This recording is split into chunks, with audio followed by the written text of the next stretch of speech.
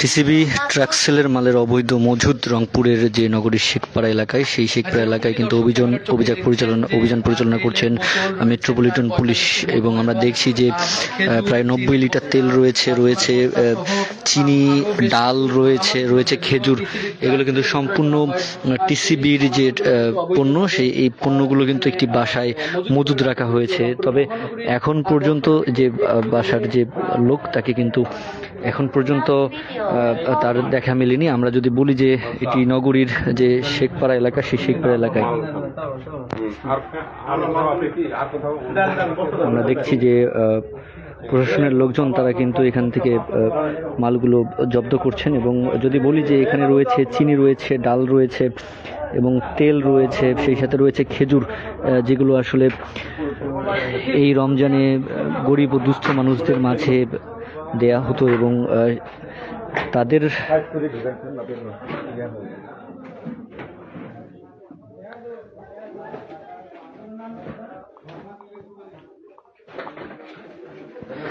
এই বাসার মালিকের নাম কি ভাই?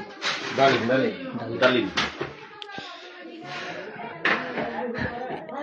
নগরীর যে শেখপাড়া এলাকা, রংপুর নগরীর সেই শেখপাড়া এলাকার 31 নম্বর ওয়ার্ডের যে ডালিম, তার বাসায় তিনি মূলত একটি মজুদ করছিলেন। এবং এই টিসিবির পণ্যগুলো হয়তো বাইরে তিনি বিক্রয় করবেন, এবং যে সাধারণ মানুষের পাবার কথা ছিল, সেই সাধারণ মানুষ আসলে পেতেন না, এমনটাও কিন্তু জানা যাচ্ছে। আমরা দেখছি যে প্রশাসন কিন্তু এখানে অভিযান পরিচালনা করছেন, এবং সেখান থেকে কিন্তু ডাল রয়েছে খেজুর রয়েছে এবং সয়াবিন তেল রয়েছে,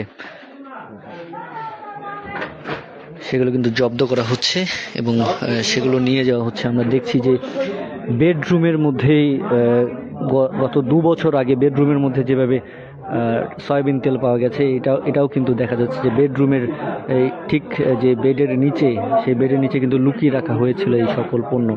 এবং গোয়েন্দা তথ্যের ভিত্তিতে প্রশাসন এই অভিযান পরিচালনা করছেন এবং এর পরে কিন্তু জব্দ করা হচ্ছে। আমরা যা তথ্য পেয়েছি যে যিনি জব্দ করেছিলেন তার নাম ডালিম, কিন্তু তিনি এই মুহূর্তে বাসায় নেই।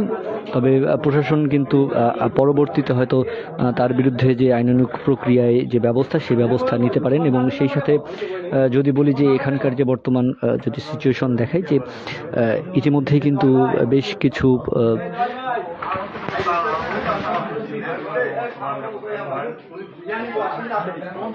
আমরা কথা বলছিলাম।